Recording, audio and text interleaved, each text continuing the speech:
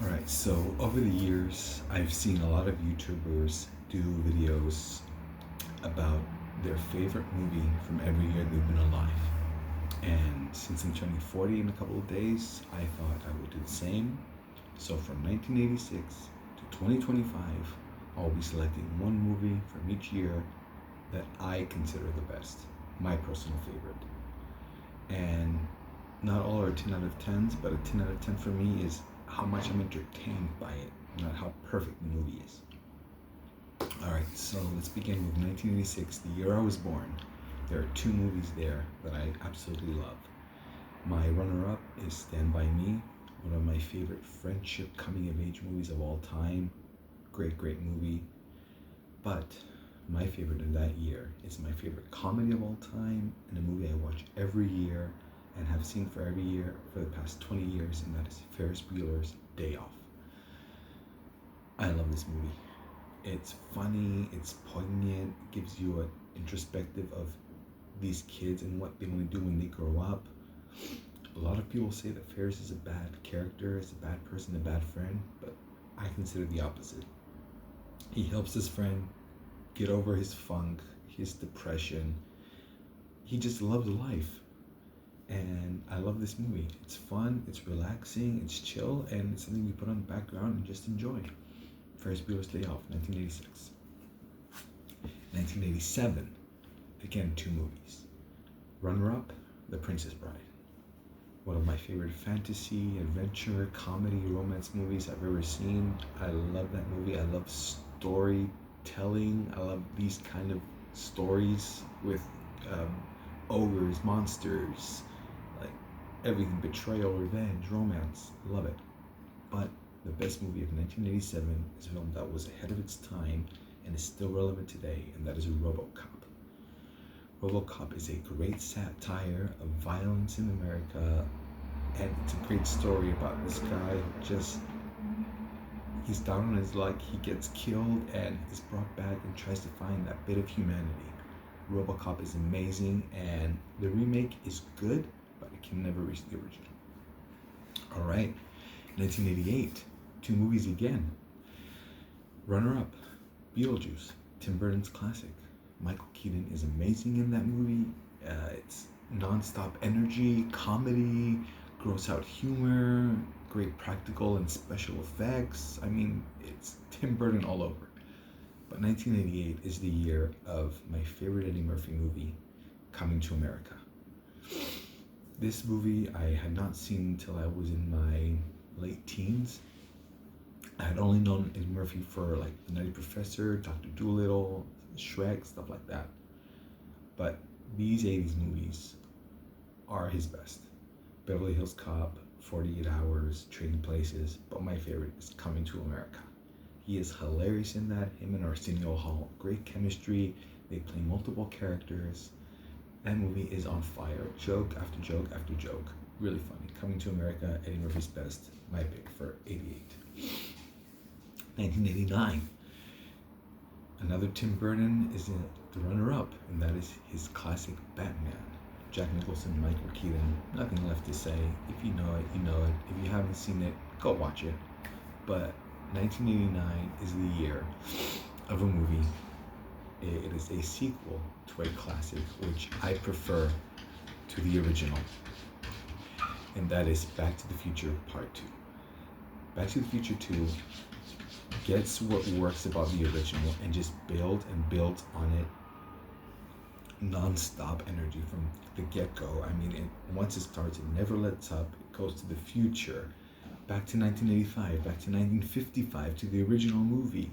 Back to the Future Part 2 is my favorite of the trilogy. It's a not rare case, but a case where the sequel is better than the original, more fun, funnier, more suspense, thrills, and Christopher Lloyd and Michael J. Fox do not miss in that movie. Back to the Future Part 2, 1989. 1990. Difficult year again. We've got Martin Scorsese's classic Goodfellas.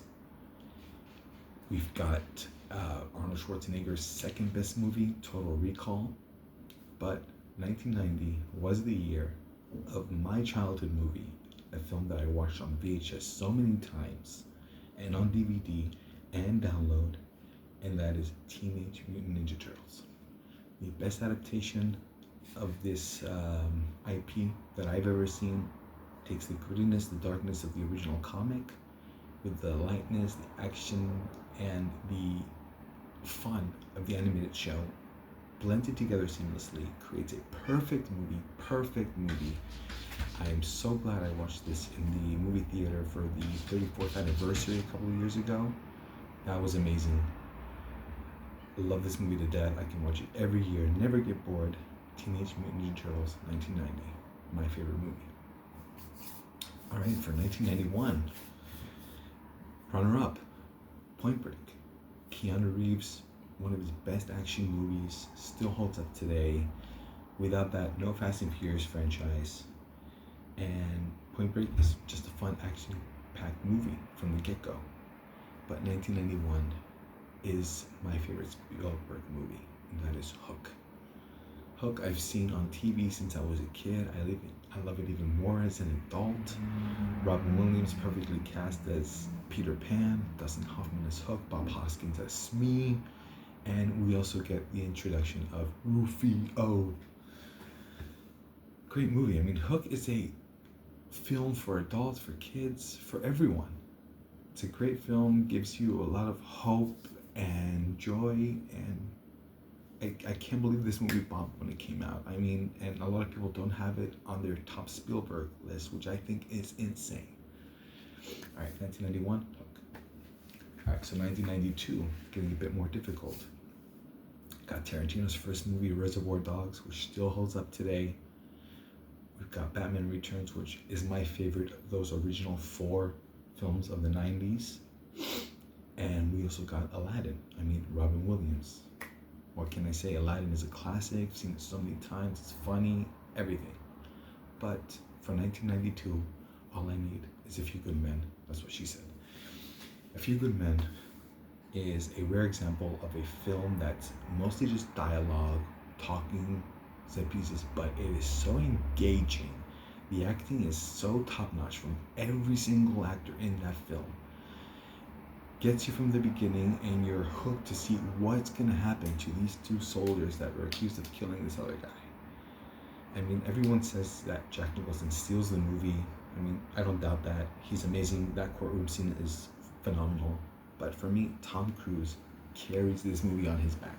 Without Tom Cruise, there is no movie. Say what you will about Jack Nicholson. He comes in, does his thing, whatever. But Tom Cruise, from the get-go to the end, he's there. He's the emotional core of the movie. He is The Rock. And A Few Good Men is my favorite movie from 1992. 1993. All right, more difficult now. 1993 is a stacked year. One of my favorite comedies of all time, Dazed and Confused. Freaking love that movie. Jurassic Park. Classic Jurassic Park. Batman, Mask of the Phantasm. One of the best Batman movies ever made. We've got my favorite Stallone movie, Demolition Man. That's my runner-up. It was so close. But my favorite movie from 1993 is also my favorite Arnold Schwarzenegger movie. His most underrated movie, a film that bombed so hard that I don't know why. They're way ahead of its time. This movie is Last Action Hero. I have seen this movie I do not know how many times. I love meta movies. I love movies that poke fun at themselves. Schwarzenegger is having a ball in this role. The kid going into the movie, like living that experience, it's so freaking awesome. This movie is entertaining as hell. Beginning to end, no matter how many times I've seen it, I can laugh my ass off. Schwarzenegger is great in the role. Great. Last Action Hero, 1993. Yes, I'm going with that. 1994.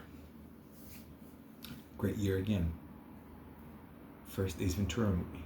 I remember watching that in the theater and just loving it. Got The Lion King, one of the best Disney animated movies ever. Not just Disney, but ever. We got my favorite guilty pleasure movie, Street Fighter, with Jean-Claude Van Damme and Raul Julia. But for me, it was a Tuesday. And But we got also Pulp Fiction. I mean, Tarantino's masterpiece, his second film that blew everyone away. But 1994 is a movie I didn't watch until like 15, 16, 17 years ago. And it just blew my mind. And that is The Crow. The Crow stars Brandon Lee, rest in peace. And this movie's atmosphere is something else. It's so different. It's so dark, goth. Like it's always raining in this town. The whole atmosphere is great. The character of Eric Draven is a classic one. His story is simple: revenge. They killed his girlfriend, coming back, kill those guys. That's him. But the way they execute it, man, they just put you into that world, and you never want to leave. The Crow from 1994 is my favorite movie of that year. And to close out this first part, I'm going to be doing in 4 parts. This first part is going to close with 1995. We got the second best James Bond movie. Yes, the second best, John. GoldenEye. Come at me. Come fight. I'm right here. I'm right next to you. Come fight me. Got one of my favorite comedies of all time, Friday, with Chris Tucker and Ice Cube. Come on. That is a classic movie. Quotable as hell. We got my childhood. Mighty Morphin Power Rangers, the movie. I mean, I know it's not a great movie, but I love watching it. It takes me back to my childhood every single time. And we also got Kevin Smith's classic, Mallrats, that year. Yeah, I like it even better than Clerks. Mallrats is so underrated. It's so funny. Jason Lee is hilarious in it. But my favorite movie from 1995 is one that I would not have guessed that would be my favorite. Every time I watch it, I forget how funny it is, how clever it is, and watched it as a kid, loved it, love it even more as an adult. The 5th one came out recently, and we rewatched the first one with my friend and my wife, and it still blew me away, and that is Toy Story.